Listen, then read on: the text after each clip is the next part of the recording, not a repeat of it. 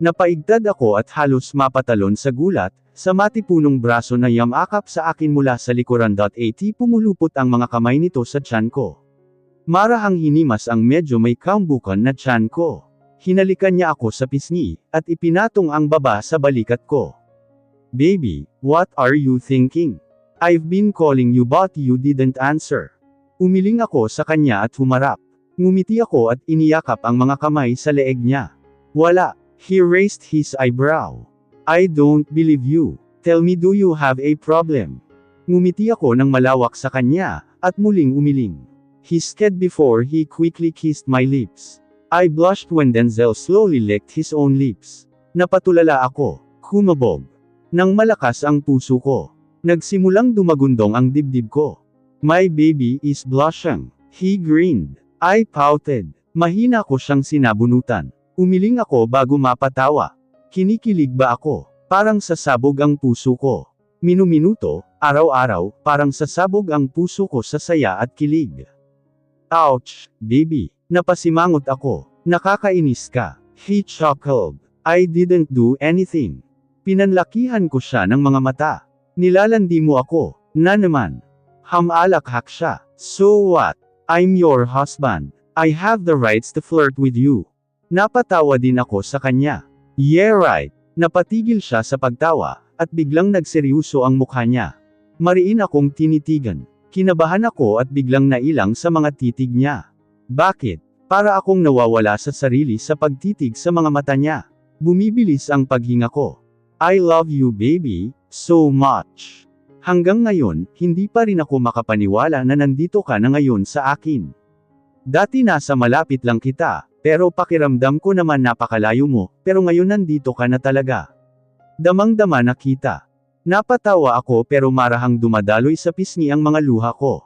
Kahit ako hindi makapaniwala. Akala ko dati malabong mangyari ito, pero ngayon, nandito na siya. Nasa akin na siya. Nasa akin na ang lalaking minamahal ko, ang nag-iisang lalaki na mahal ko. I looked at him with affection. Kahit ako Denzel. I love you. Ikaw lang ang lalaking mahal ko, at mamahalin ko pa hanggang sa dulo ng buhay ko. Ngumiti siya sa akin. Namumula ang mga mata nito. Kumurap-kurap pero hindi nakaligtas ang mga tumakas na luha sa mga mata niya. Napatawa siya. Mahal na mahal kita. We stared to each other, until he lowered his head and reached my lips. Ang malamig at nanginginig niyang labi ang sumalubong sa labi ko. Bawat buka ng labi niya, ay napapabuko din ang labi ko. Ginagaya ko ang ginagawa niya. I sound when he bite my lower lips. Ang mabagal na halik niya, ay unti-unting naging mabilis. Mapaghanap, tila sabik na sabik. Napatingala ako nang bumaba ang labi niya sa leeg ko. Doon ito na malagi. Paminsan-minsan ay hinahagod ng dila niya ang leeg ko, pero madalas ay kakagitan ng may panggigigil.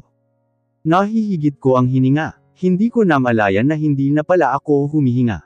Pigil ko ito. Napasabunot ako sa buhok niya, nang magsimulang maglandas ang mga kamay niya sa mga ibang bahagi ng katawan ko. Napasigaw ako nang biglaan niya akong buhatin.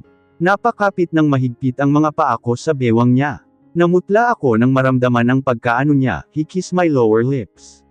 Nanunuyo ang lalamunan ko. I blushed. Napadaing ako at humigpit ang yakap ko sa leeg niya. Namumungay ang mga mata niya, nang tumunghay siya sa akin. Let's go upstairs, he huskily said. Pagkapasok pa lang sa pintuan ng aming silid, ay sinunggaban niya kaagad ang labi ko. Wala akong ginawa kundi ang tumugon sa kanya. Tinutupok ako ng ibang sensasyon. Another sound escaped in our mouth. We both pleased and explore. Matapos niya akong mahubaran, ay maingat niya akong inihiga sa kama. Umayos siya ng tayo at sinumulang habaran ang sarili. He smirked when he saw me gulp. Napapalunok ako. Pakiramdam ko, ay para niya akong inaakit sa pagtanggal niya ng t-shirt. Napakagat siya sa ibabang labi at kinagat ito. Muli akong napalunok. A flirt scene images of him was conquer my whole system. Niyakap niya ako at muling hinalikan. A repeatedly sound escaped in my mouth. I really love you baby. Nababaliw na nga ata ako. Hindi ko na maintindihan ang mga sinasabi niya. Nakatutok ang atensyon ko sa lambingan namin. Another sound escaped in our mouth. Para akong tinutorture sa ginagawa niya. Napakagat ako ng labi, nang tuluyang ginawa niya ang gusto namin sa isa't isa. Denzel, sunod-sunod ang naging ingay ko, nang mag-umpisa siyang sumayaw. Habang sumasayaw ito, ay may napapariin din ang kapit ko sa likuran niya. Alam ko na may mga sugat na ito sa likuran, dahil sa mga kuko ko. Pero hindi natitinag si Denzel at nagpapatuloy. Mabilis ang tibok ng puso ko, ganun rin ang kanya. Muli akong dumaing nang mas hapitin niya pa ako sa kanya, at mas naging masaya ang bawat tagpo namin. Moments later, we finished together. Parehas kaming hinihingal. Bumagsak ang ulo niya sa leeg ko. At narating din papunta sa tenga ko. Halos tumayo ang balahibo ko sa ginawa niya. Love you so much baby ko. I chuckled. I love you too Denzel. Nanatiling nakapikit ang mga mata ko, nang maramdaman ang paggalaw ni Denzel sa kama. Marahan itong bumaba, para bang ingat na ingat ito na huwag akong magising. Napadilat ako, nakita ko ito na lumabas ng veranda, habang hawak ang cellphone na nasa tenga niya. Nakangiti ito habang nakikipag-usap sa kung sino man.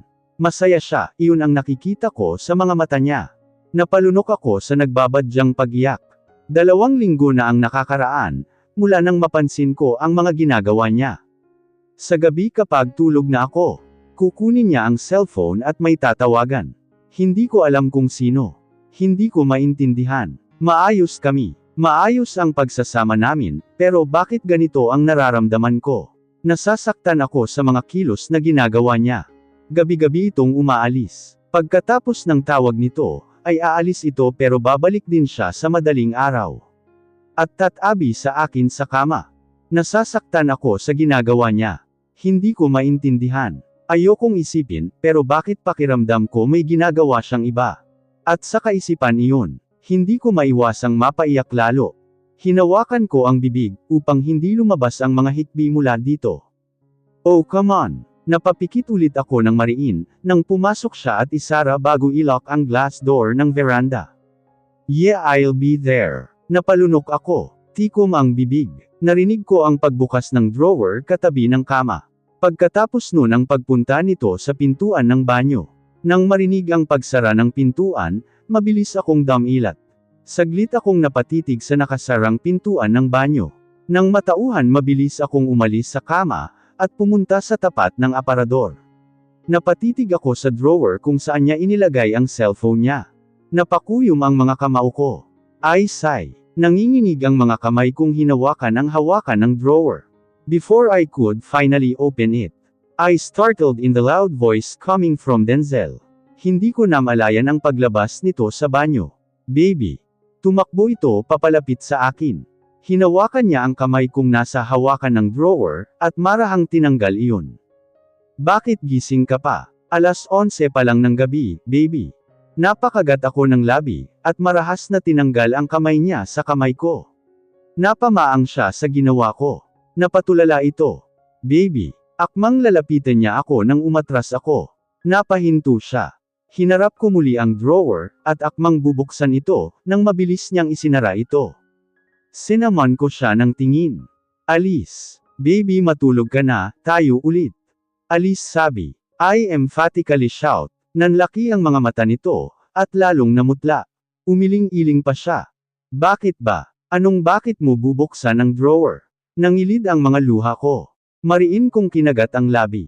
Ikaw dapat ang tinatanong ko. Anong itinatago mo? Bakit ayaw mong buksan ko yan? Namalisbas ang luha ko sa mga mata. Natarante si Denzel, at mabilis na nilapitan ako. Akmang hahawakan niya ako, pero lumayo ako. Niloloko mo ba ako? What? Namungay ang mga mata niya, nang maisip ang mga sinabi ko. Kalaunan ay umigting ang panga nito, at nagdilim ang mukha. He clenched his fist. Natakot ako bigla. Iba ang itsura niya. Galit ito. Kinabahan ako. Atras ako pero mabilis niya akong nahapot papalapit sa kanya. Marahan ito at may pag-iingat. Napakagat ako ng labi at napahikbit.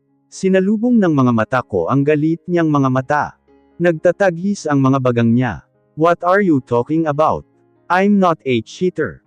Itinutulak ko siya, pero hindi niya ako hinayaang makawala sa mga bisig niya. Kung ganon bakit ayaw mong buksan ko ang drawer? May itinatago ka sakin. Kung may itinatago man ako hindi yun babae. Umawang ang labi ko dahil sa sinabi niya. Para na rin niyang sinabi na may itinatago siya.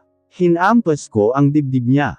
Napadaing ito at mabilis na hinuli ang mga kamay ko, at dinala sa leeg niya.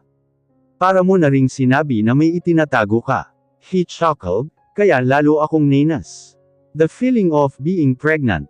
My wife is jealous. Napahikbi ako at napahagulgol ng iyak. Hinapit ko siya gamit ang mga kamay na nakapalibot sa leeg niya.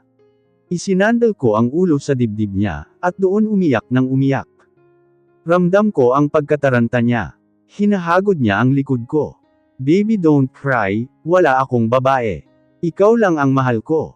Mahal na mahal kita, kaya bakit ako mang bababae?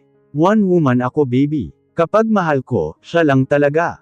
At ikaw ang babaeng yun. Ikaw lang at walang iba. Tiningala ko siya. Malamlam ang mga matang tumitig siya pabalik sa akin. Pero bakit ayaw mong buksan ko ang drawer? May inilagay ka doon. Siguro cellphone mo. Napanguso siya, kaya napasimangot ako. Tumingin siya sa kama, kaya napatingin din ako. Natigilan ako nang makita ang cellphone niya doon. Nagtatakang napatitig ako doon. Hindi ko yun napansin kanina. Masyado ba akong lutang at hindi ko yun napansin? Pero ano ang inilagay niya sa drawer kanina? Napalabi ako. Bubuksan ko ang drawer. Pagmamatigas ko, he deeply sighed. Lumunok siya. I saw how his Adam's apple move as he gulped. Pinakawalan niya ako at tumungo. Mabilis akong pumunta sa tapat ng drawer. Nanatiling nasa likuran ko si Denzel. Hindi ko alam pero nagsimulang tumibok ng malakas ang puso ko. Kinagat ko ang pangibabang labi ng mariin, at dahan-daang binuksan ang drawer. Pero natigilan ako ng yamakap si Denzel sa tiyan ko mula sa likuran. Isiniksik niya ang ulo sa leeg ko at marahang hinalikan. Napalunok ako. Nakikiliti ako sa ginagawa niya.